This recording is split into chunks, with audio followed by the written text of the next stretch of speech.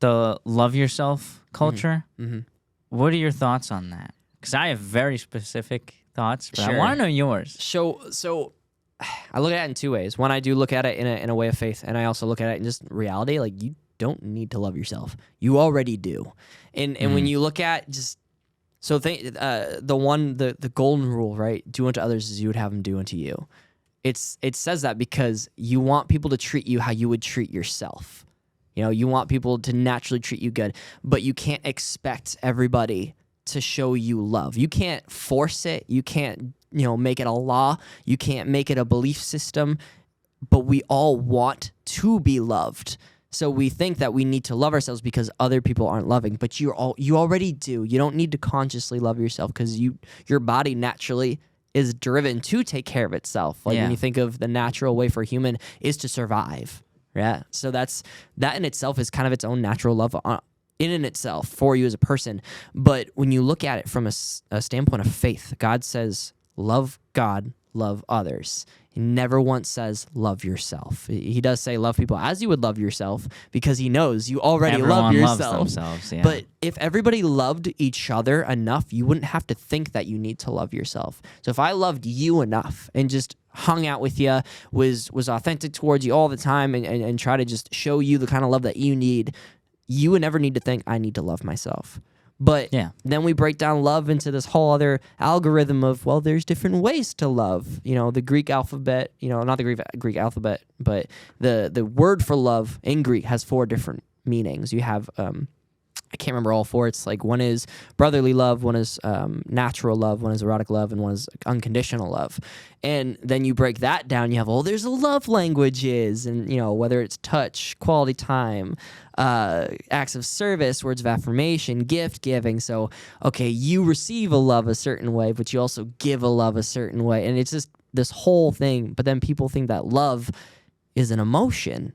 And they think, I need to feel love, but love isn't a feeling. Happiness is a feeling. Love is an action. It is a consistent, you have to put work in order to love. And people don't want to do that because they think love is an emotion. They need to feel a certain way. They need to trust their feelings when feelings are deceiving. Just because you feel something, that doesn't make it right. And that's where we fall. You don't need to love yourself because the world should love you. But then we also now get to the argument of, well, they don't love this about me. Not everyone's going to agree about something. That doesn't mean they shouldn't love you. They just don't agree with 1 or 2 things, right? Yeah, there's 2 things that, I agree with everything you said. The whole love yourself culture, it's so self-centered, and it really it's just so selfish. And I think our generation's the most selfish generation, and everyone just thinks they're the main character. They think they're entitled to everyone else treating them perfectly. Yeah. And the second part is when people say love yourself, obviously you love yourself, right? But when you expect someone else, or when you love someone else, that doesn't mean that that person's perfect. Mm-hmm. And so when you don't receive love from someone, a lot of the people who say it, actually, let me word it like this. So we all have issues with ourselves, and we all have sins that we have trouble with, and but I think a lot of people use the love yourself culture and everyone should love you as an excuse for the mistakes that they make in life, and for the wrong things that they do to other people, right? Because they don't want to take responsibility for them. So I think that's part of it, and that's pride. Just thinking you're perfect and everyone should cater to you. But then you notice those people who are always saying love yourself, they're never nice to anyone else. It's tough. I don't know.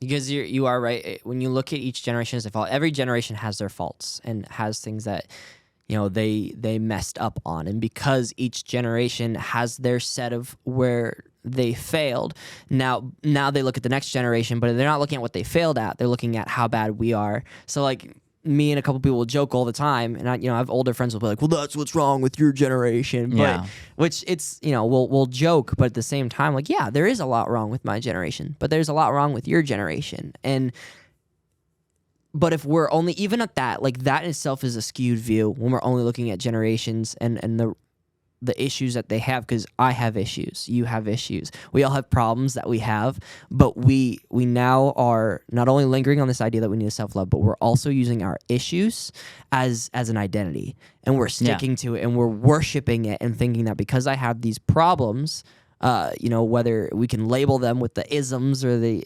whatever, but are you going to grow from it? Are you going to try to get over those problems, or are you going to be like, well, I have X, Y, and Z, so you have to treat me a certain way because I have X, Y, and Z, and not fix the problem. Exactly. There are certain things that we cannot fix as human beings that hands down I would agree with, but most of the time, a lot of things we've kind of figured out. We just don't want to do the legwork, regardless of what the situation is love me for who I am, but are you who you are? 'Cause I feel like people don't know who they are, because if they did, we wouldn't have all this identity issue. And then falling back to loving yourself, or people loving you how you want to be loved.